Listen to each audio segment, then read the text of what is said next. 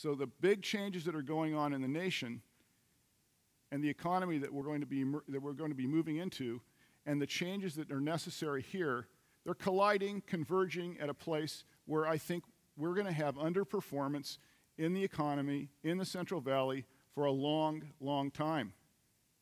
Some of you might say, well, you know, we did pretty well a few years ago. But for a very long period of time, during the bubble economy, this region's economy was upheld by what? It was upheld by residential real estate development and all those things associated with it. Residential real estate development, why? Because of the great disparity between house prices in the Bay Area and here. What we offered the world was cheap housing. As a residential real estate developer,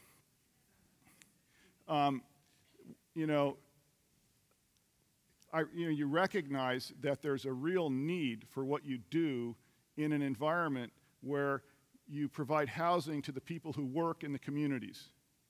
But we were providing housing for people who didn't work in our communities, and when the economy imploded, then that whole part of our economy went away. So for the years that we were having relatively low unemployment rates here, it was a false sense of euphoria. That was not a healthy thing. Federal studies have shown and concluded that the Central Valley's economy is diversifying more slowly than even Appalachia. So this is where we're at.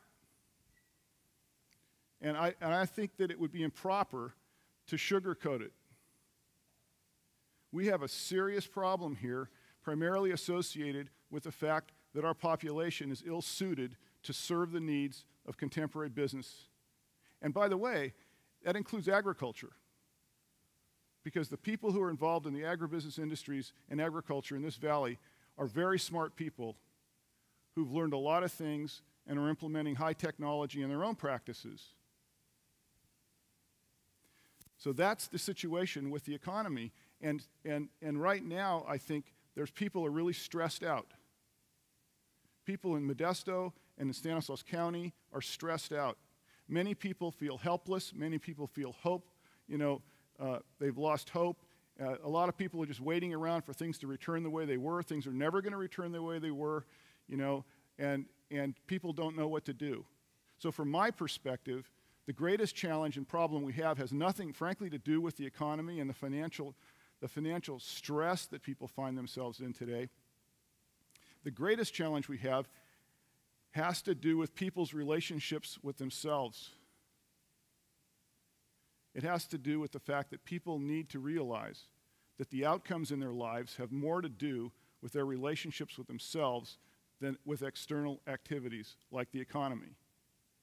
We have a very challenging economy, but within it, there are many entrepreneurs and others who are thriving.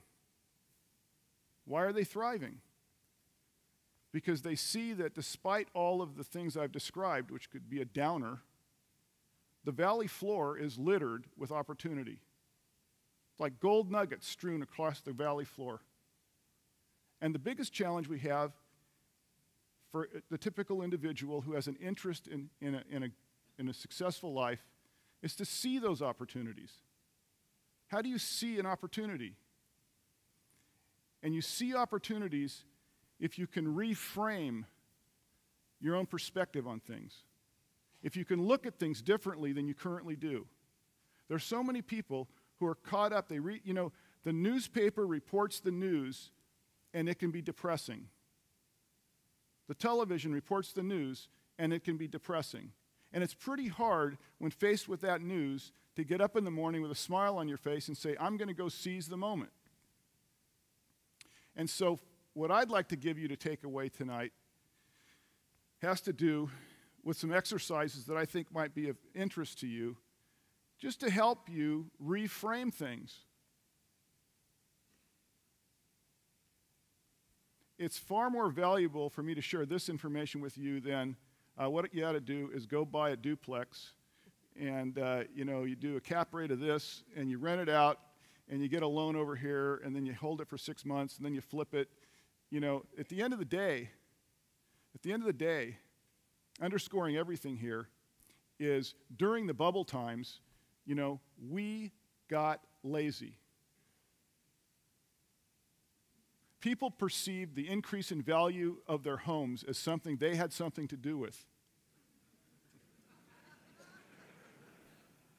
You know, in builders, right? They start a home, and their costs were $150,000, and they'd sell it for $180,000, and they made $30,000 profit, and they were geniuses. If they had just bought a home for $150,000 and held it for that 6 months period, they would have made the same amount of money. They added no value whatsoever. They just happened to be there when the house prices went up, and they thought they did something. You know? And you know, there's a great book. I'm going to be recommending a few books tonight, but there's a really good book called How We Decide. And in How We Decide, the author talks about a study of a Stanford psychology professor. In the 1970s, he brings in 4-year-olds into his lab. And he one at a time, and he has a marshmallow on the desk and says, "Would you like to have a marshmallow?" And every single kid said yes. Every one. And the professor said, "I'll tell you what, would you like to have 2 marshmallows?" And the kid said, "Oh, yeah." He said, "I'll tell you what, I have to leave for 10 minutes.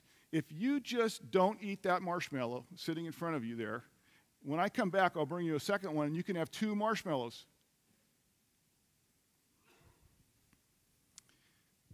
And he left the room.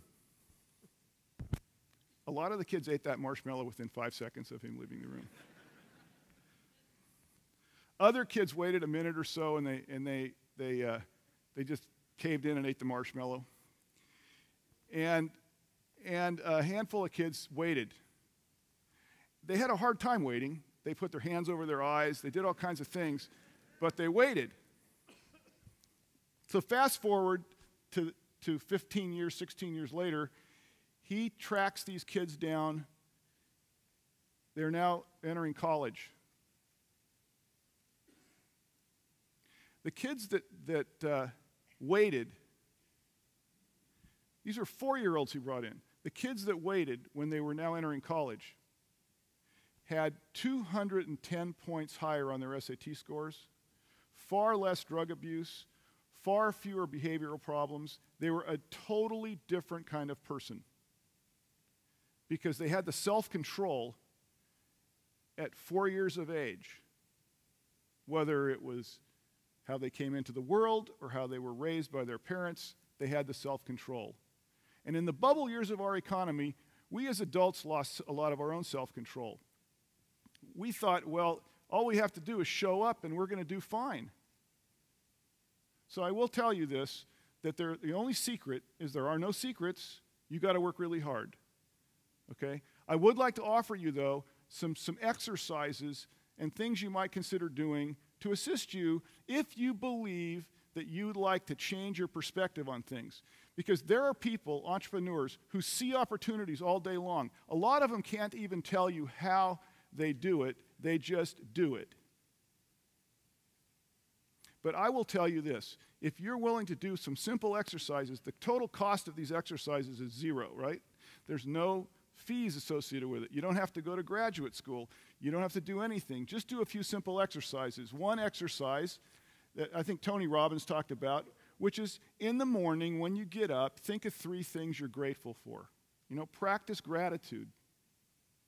And when you think about 3 things that you're grateful for, your mind's going to start working in a different way. You're going to start the day with an appreciation for things that are going on rather than a focus on all the things that aren't going right for you. Second, this is a tough one, but it's really important. Mental states are contagious. You hang around successful people, and you can't help but feel the vibe. You can't help but feel the positive impact of being around those people. Mental states are contagious. Whether they're positive mental states or negative mental states, they are contagious. I would encourage you to reflect on your life, identify the negative people in your life, and very gently and kindly, excise them from your existence.